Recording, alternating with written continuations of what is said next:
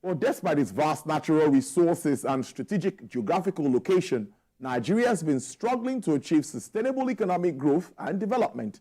However, in recent times, the government has embarked on a series of economic reforms aimed at revamping the economy and addressing the challenges confronting the nation. Experts say these reforms, which are designed to stimulate economic growth and improve the overall standard of living of Nigerians, require sound implementation to create desired results. Let's get talking, and I'm being joined by the Special Advisor on Economic Affairs to the President, Office of the Vice President, Dr. Tope Fasua. Good afternoon. It's good to have you live in the studio in Lagos. Yeah, thank you very much, and it's good to see you too. I think we need to start this way, looking at the kind of government President Bola Tinubu inherited, so that people understand where we are coming from and where we find ourselves. Just like I read the reaction of Mr. Bayo Onanuga to the New York Times release and all of that. What really was the state of Nigeria's economy before they had to take that step that the president says was really necessary? Well, you know, the thing is, the way I look at it is, I'd even take it beyond the government that we inherited or the government before our government. Nigeria's economy has always kind of underperformed, you know. I've always insisted that when the developed countries were at our stage, they were actually growing in double digits. And the president understands that. And of course, part of the promises and the campaigns was we're going to shoot for some double-digit growth in the economy, irrespective, because, hey, when you're coming from a negative and slow position, you can only accelerate. And I think that we're still going to deliver on that promise. You know, I mean, we've got maybe about 7 more years, you know, by God's grace, you know, as the case may be. So there's the challenges have always been there. We are a monoproduct economy. I heard you in your introduction, you were talking about the resources that we have and all of that. In fact, the truth is, of course, that itself could be a drawback, you know, for countries that don't have resources seem to think better. If you look at what crude oil has done, I mean, there's that graphic that came up the other time. In 1974, Nigeria was producing 2.3 million barrels a day. And here we are in 2024, we're struggling around 1.4 and all of that. And in fact, at some point in time, we were doing 900,000 some time back a few years ago, you know. So it's what it is. Beyond the resources is the human capital. And the fact that Nigerians are very brilliant, hardworking people, 39 million MSMEs out of a global number of 332 million. So from that, it's like 11% of all the MSMEs in the world and Nigerian MSMEs, and meaning that our people are ready to go out there, struggle, get something done. It's a great advantage indeed, even though I probably will say that we shouldn't keep it at that. We probably don't need a lot more MSMEs, if you ask me, but we want that kind of number that we have to be more productive, to be more value-adding, to engage with the rest of the world, and so on. So, yeah, we inherited a bad economy, but I think also, truth be told, the government that we inherited from was, they had their own issues, I must say, you know, in terms of how decisive were they. We always heard about that fact that we had a revenue problem. But what did they do about the revenue problem? But unfortunately for them, they also inherited COVID. And in COVID, the COVID era was an era where every country went crazy. The printing of money was the thing that every country did. You know that though in Nigeria, the central bank did most of that in Nigeria, and they were intervening in every sector and all of that. And even through, through NISAL and all of that, they were giving money to people, you know, to businesses and so on, which was, it has its own implications. We ran up Ways and Means to 30 trillion. In other countries like the US, they were sending $1,200 to each household, you know, and even some of the Nigerian bad boys like Hush Puppies, they were waylaying some of those checks, and they called themselves benefit boys. They made a lot of money, so there was a lot of waste. So I see COVID as a war, as some sort of World War III, and there's two effects of war: the human cost, which we were lucky not to have in Nigeria, but the financial and economic cost is part of what we're still battling. So that government waded through COVID one way or another and so on. So the US ended up spending $6 trillion on COVID. The UK spent almost 500 billion pounds. Billion pounds, which, and Europe, Italy, Germany, France spent an average of 600 billion euros on euro, each of them, on COVID. And all of those guys are still keeping those spendings in their balance sheet, in the balance sheet of their central banks. That's the truth.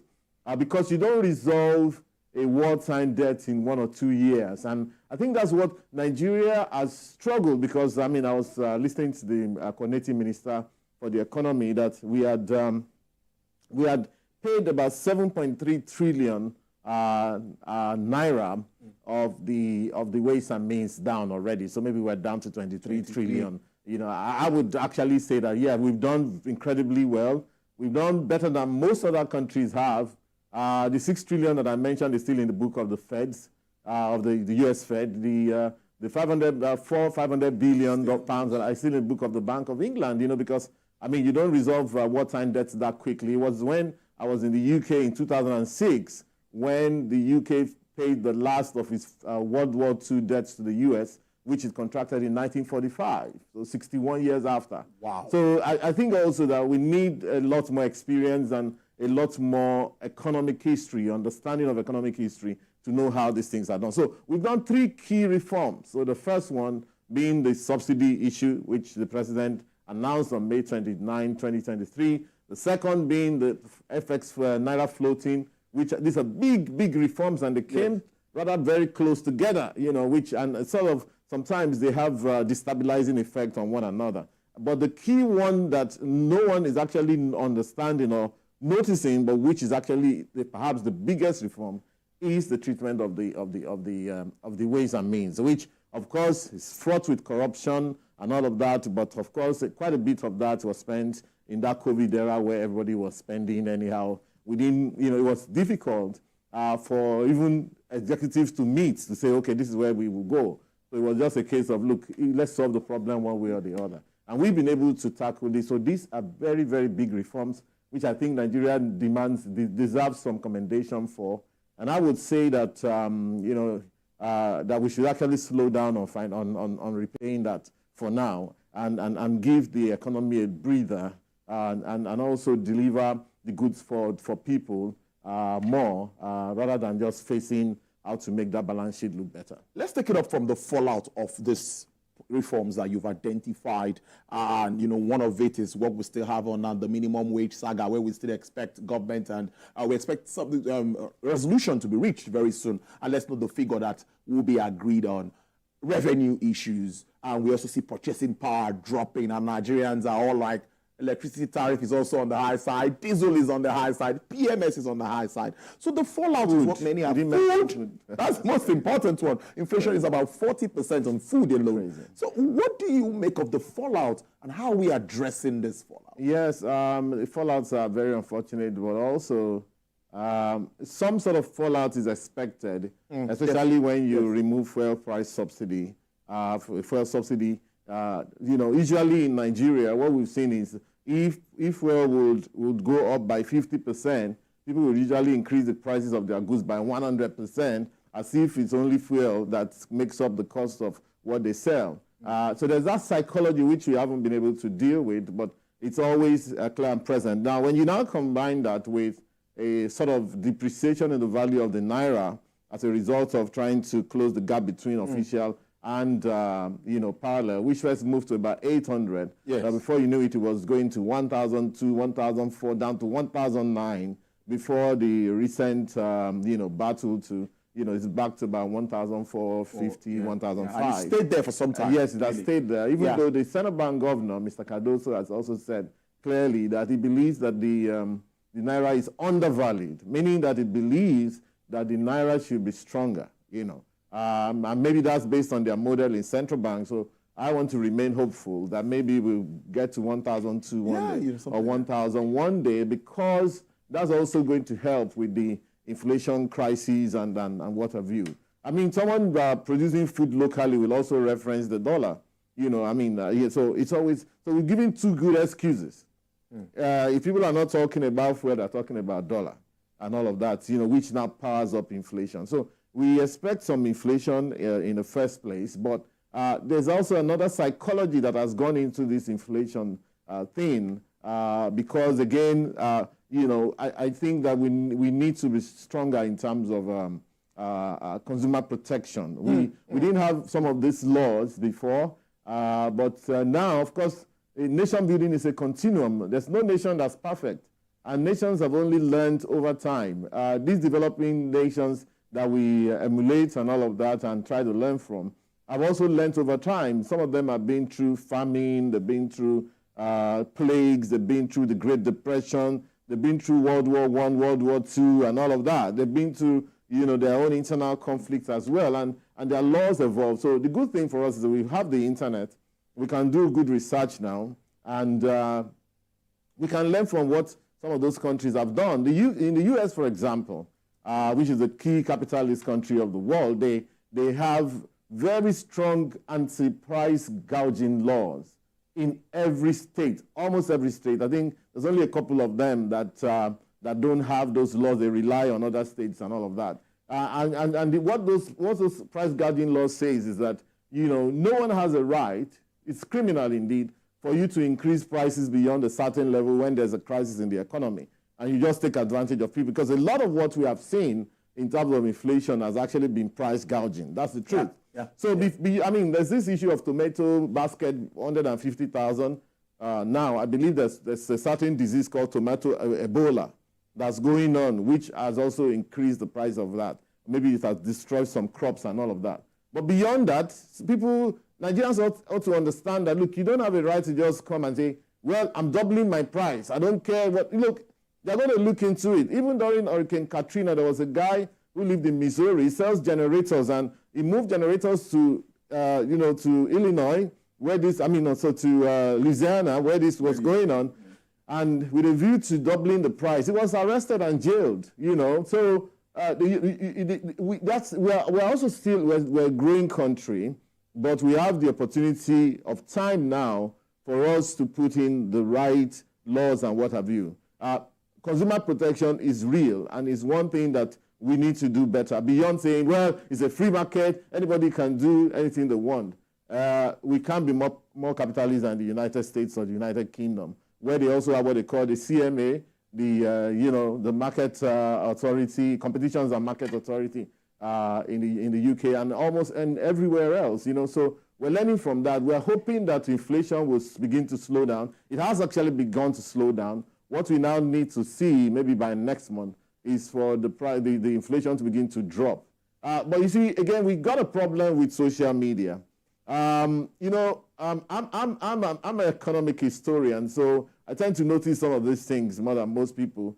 Because talking about Udoji Award era, when we also found a scenario where prices increased as a result of Udoji Award, or when Obasanjo increased the salaries of workers, or when Yar'Adua also did the same.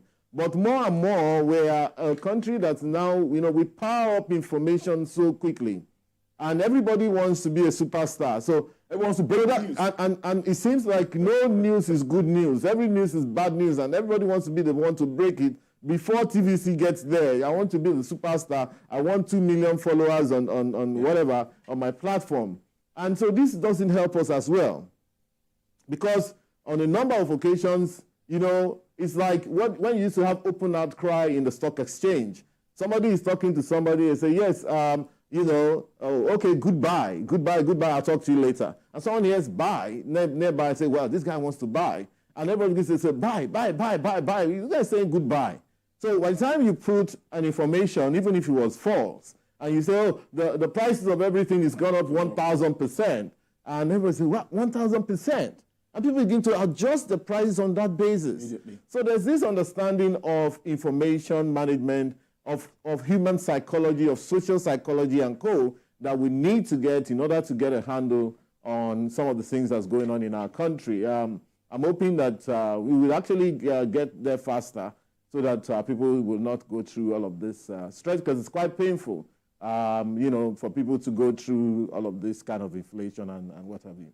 The financial sector has a role to play in all of this. Our banks and all of that, with all of this profit we hear them declaring most times. I'd like to get your views really on this. Recently, we saw revocation of one of the bank's licenses by the Apex Bank. What's your reaction to this? And what's really your position with how well is the financial sector supporting growth and development? Well, there seems to be a disconnect, actually, really and truly, because aside from the bank whose license was revoked, and I believe all the other banks are strong, I think that was a really bad case that the central bank just realized that, look, we can't continue supporting this and so on. And some people actually, again, there was also an incident at the back of that when some guys actually tried to create a stampede in the banking sector by releasing some information and they also want to remove this license. That was back January. Luckily, even recently, people put it out there. This central bank wants to remove this license, that license, this license,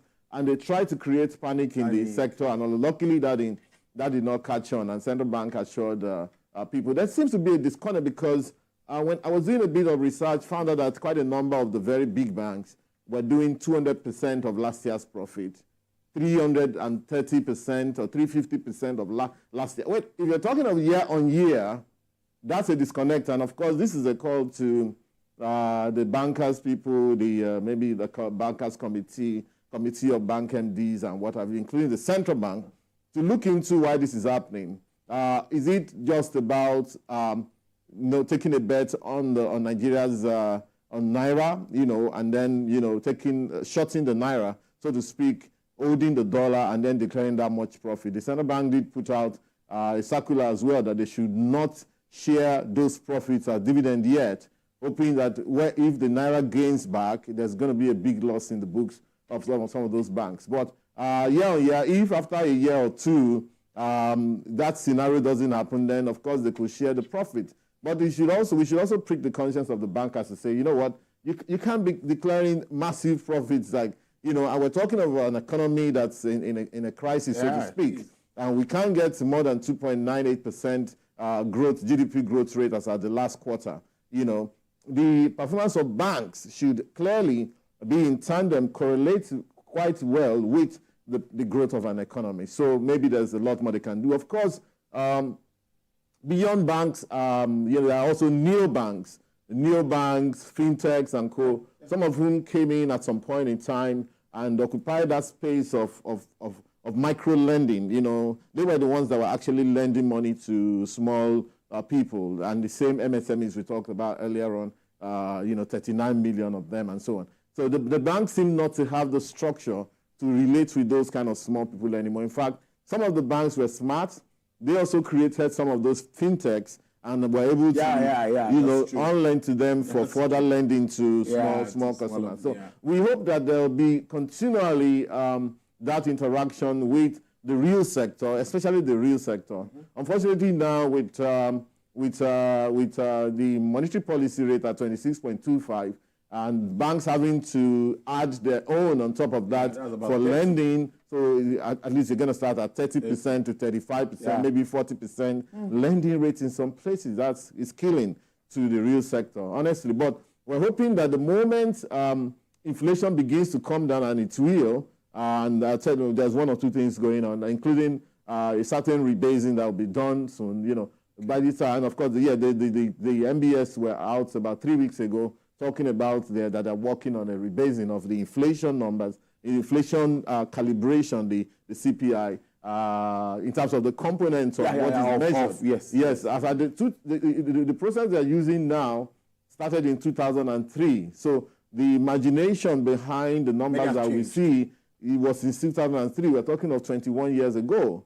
Right now, the choices that consumers make are different, because, in 2003, there wasn't much of, for example, technology and social media. There are people who, I saw one lady complaining on social media yesterday, and of course, she was using very strong words, and she said, you know what, she couldn't eat, but she used her money to buy data. So many Nigerians would rather buy data than buy food.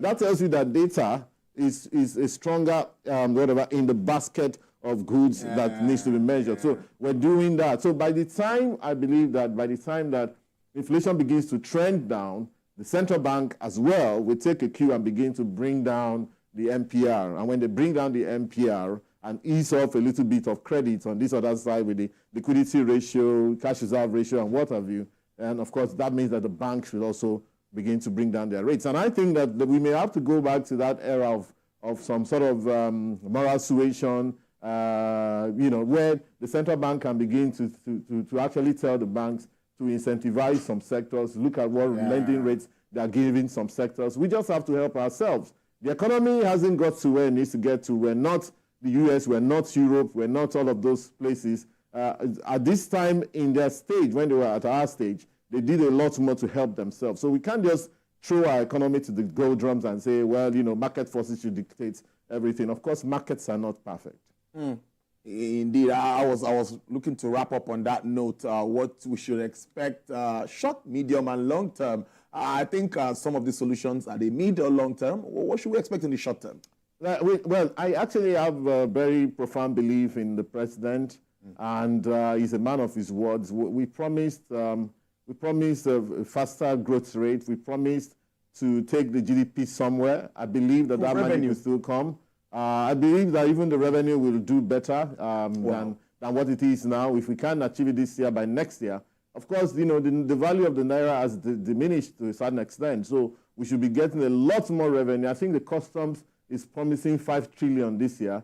They've never done that kind of numbers. Maybe they've done up to 2 trillion, but for good reason they have promised that kind of. By the time you look at the other sources of revenue, we should do a whole lot better than we've been doing. So my medium to long-term vision is that we will overcome. We shall overcome. But you see, the thing is that first of all, in order to get to that numbers and the kind of scenario we're looking at, it starts from here. If you don't believe you can achieve it, you can never achieve it. So we believe that we can turn the economy around. We believe that we can grow the economy much faster. We believe that we have every tool in our hands to grow this economy. Look at the new ministries that have been created.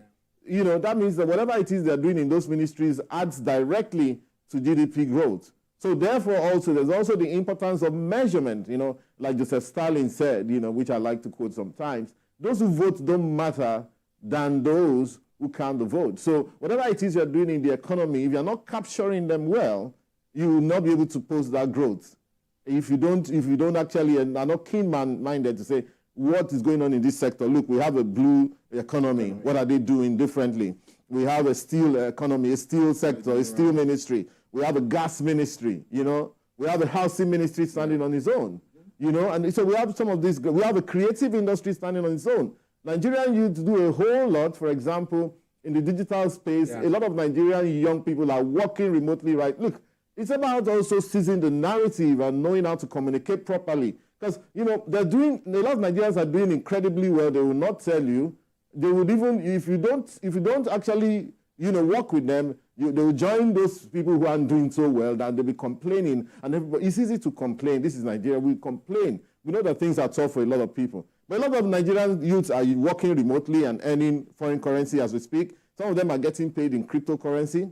They'll never declare. They don't pay any taxes anyway. We're not even talking about taxes. We're just saying their activities, even this stuff that Nigerian youths do. We're great in music. A lot of Nigerians get paid by Spotify, by Apple Music, by X, by YouTube. YouTube paid $50 billion in 2023 alone to content creators. And a lot of Nigerians are content creators. They got their own as well. Everybody keeps quiet. Right. That's the way we are. But that's fine. But you see, they need to know that the government is aware. We're not talking about your taxes. We just want to be able to capture the activity in the economy. We're seeing that economies are changing in very remarkable ways now going forward. And indeed, some of the financial stress that people are going through has become a global issue. Today, I saw PM Rishi Sunak, he tweeted something and said, something like, buy British. He talked about something about importing food and said they don't want to import food anymore, buy British. And some people were complaining to his tweet and say, so I could see that, look, there's stress. So somebody said, yeah, the rail sector isn't doing well, the energy sector is this, the housing sector is there, this one. So for me as an economist, I would like to champion a debate to say, you know what, what's going on with the global economy? What's going on with economics? It's looking like even economists are getting tired of analyzing stuff.